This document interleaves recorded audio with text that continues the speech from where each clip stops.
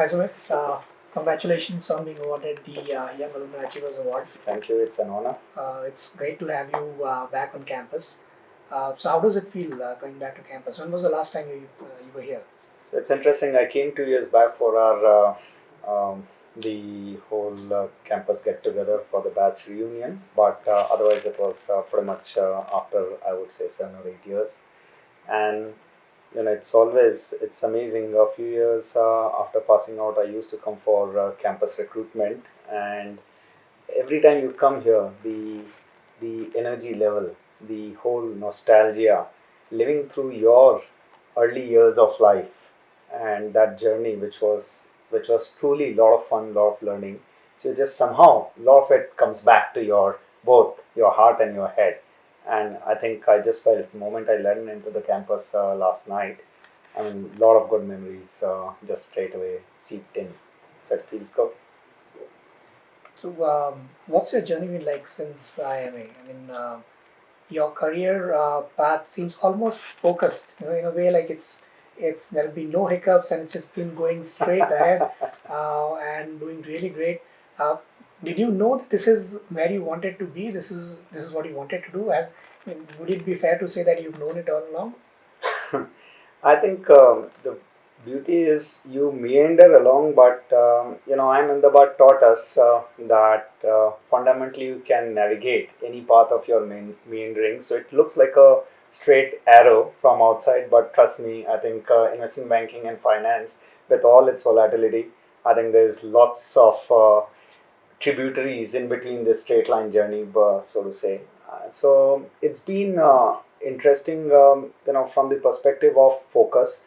I think I come from a business family background in finance, so our dining table conversations used to be around finance, into markets, into funding, and all those things. So I think since a child, I had pretty much seen some part of that. So campus also there was more clarity that it would be post Ahmedabad. I'll be in finance and doing something around investment banking area. So, but beyond that, there was less of a clarity. Then the journey of last 18 years takes you where it does. So focused, yes, but within that, I think there's many more things that one attempted, explored, and within the vast gamut of investment banking itself, because there are things like capital market, there's things like structured lending, finance, running banks, NBFCs, many more facets to it, and that's where one is expanded in this whole journey along till this point today. So I would say focused, yes, but with varied experiences within this gamut of investment banking. So you're of course now the managing director and member of the board of directors of Credit Suisse Securities India. But you also describe yourself as an entrepreneur, right? Yes, So is that how you see yourself, or is that the nature of the role that you have right now? it's very interesting you said this. You know, I call I've I don't know whether there is academic term for this or not, but I call my role as an intrapreneur rather than entrepreneur. And by that, what I mean is, it's like an organization. Within that organization, you are an entrepreneur. And there, Credit Suisse, to its credit, has been very entrepreneur driven organization. For that matter, we call ourselves, actually it's incredible, that an entrepreneurs bank. That is the name of Credit Suisse, kind of a marketing name, and it promotes both entrepreneurship within the ecosystem outside, and there are counterparties. And likewise, the philosophy is that if you are with an entrepreneur, if you are the advisor, and if you are helping in that journey of business creation, ideally you should be one too.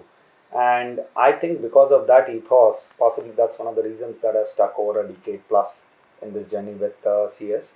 I started my journey here to set up entrepreneurially the capital market business, and grew into setting up many more different units of coverage, to eventually the investment banking part taking over that, and the capital market. Then we integrated some part of our lending business into the same unit, and what we call now an episodic coverage ecosystem, where we help entrepreneurs in any nature of their journey that they are that they are undergoing right now, and as a financial partner or as an advisor, whatever that one can do. So I found this concept of intrapreneurship very exciting, interesting, and it's a different way of unleashing what you have learned and applying that into without taking an equity like risk. So CS is actually you're saying it's structurally suited for something like that. It's structured itself in a way that it actually fosters something like this. Yes, Yeah. yes. Yes. Yeah, you were saying No, something. I'm saying unique in its own ways. A lot of organizations, it's an area increasingly you'll find like in Valley, the tech organizations are very driven by the same concept of entrepreneurship. That new projects do not happen by someone giving an assignment to somebody. It is almost like a clean slate. You are the, like, let's say, torchbearer of the organization, and please go out and create.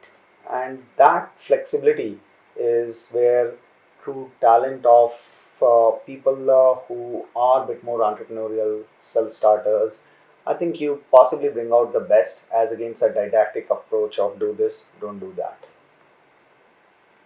So you are an investment banker, but you've also increasingly taken on. When you're also an agent investor now, so Yes. you've taken on the role as well. Yeah. Um, what would you say is the split between the two? As in, what amount of time do you devote to one particular activity or the other? So I think you know bread and butter is investment banking. The mandate is to run the investment banking part. Within that, although one has created now an investing unit, also we take stakes from CS platform also. But that aside, in personal capacity, at least my personal belief is that India is finally getting to that phase of the country's journey where true merit oriented economy is emerging against the hard license Raj to soft license Raj to a merit oriented entrepreneurship. Earlier we heard, my colleagues started Fractal, and independent of any intervention from government organizations or policy making, you just could create with the sheer land labor capital kind of a philosophy of factors of production, that you supply some of these factors of production and capital specifically, and magic happens. So I think angel investing is that part of my personal passion, where within the organization, entrepreneur, outside the organization, the entrepreneurial assistance in form of capital being one of the inputs, and if required, some of them they also need that mentoring, that coaching, that connection with the, like, let's say, corporate world, all of that, that hand holding which may be needed.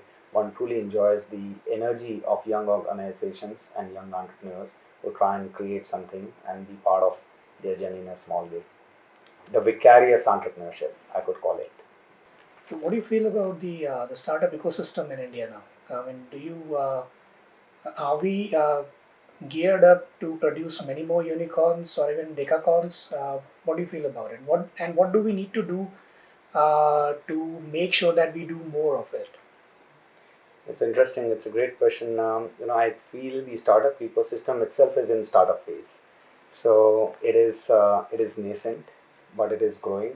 It's I've seen the whole journey of this ecosystem. We as individuals and as organizations, we have participated in some part of that journey ourselves over the last 8 to 10 years.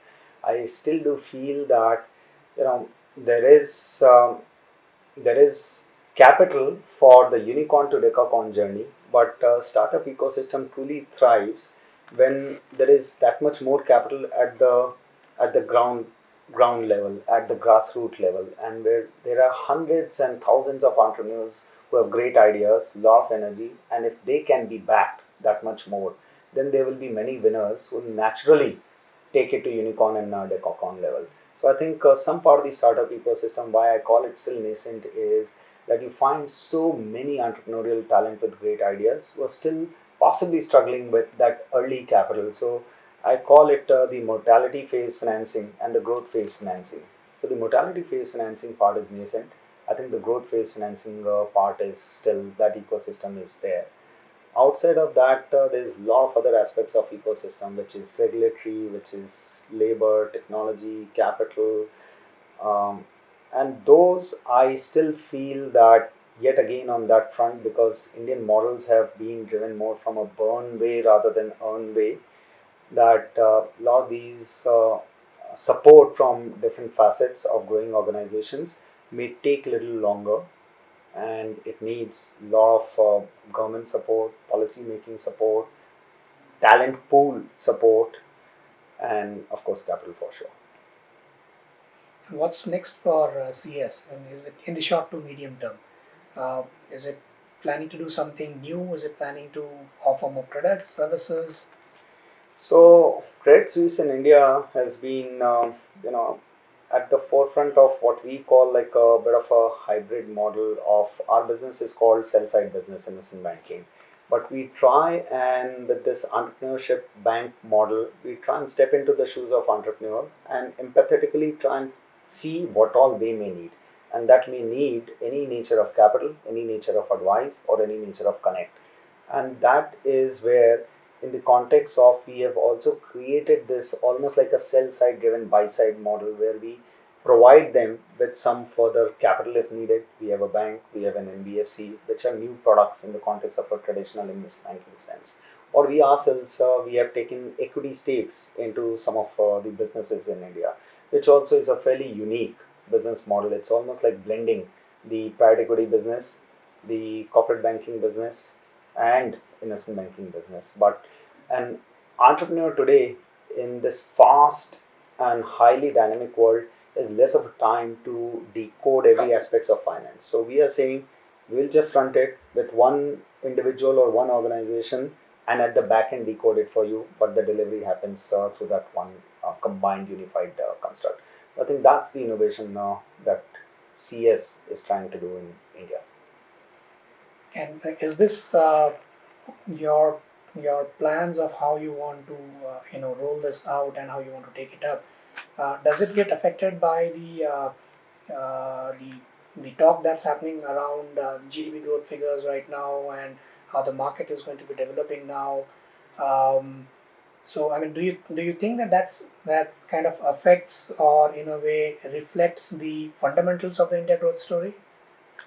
Again, a great and a very topical question, I would say. So, my view on that is like this: that the long-term prospects of India is never under threat. No one even debates that to a large extent. So, the long-term journey and the growth prospects, GDP growth numbers aside, that's something that universally is largely agreed upon. And again, not commenting specifically on the numbers. Ahmedabad only taught me that there are three factors of production: land, labor, capital. I wrote an article in Economic Times a while back where I talked about that there are two more factors of production, which is technology and ecosystem. And I think increasingly, in my experience recently, I've also figured out, and possibly if I were to update that article, I would add a sixth factor, which is animal spirits. And I think that is where some part of the nearer term journey, if at all, is a little bit under a question mark. That I find that the resilience of corporate India, of an Indian entrepreneur, and the animal spirits has muted a little bit. Maybe there's too much of transition which is happening, and they have to learn the new ways. But once you find that animal spirits is again back and kicking, I would feel that there should be a greater acceleration in the GDP back again. Until that point of time, long-term prospects, no questions at all. Medium to long-term, no questions at all. Shorter term, one would question a little Now, is there anything that you would like to share with the students, with the IIMA community about you know uh, how they should plan their career, what their success mantras would be, and how they should take it, how should they should plan it? bit.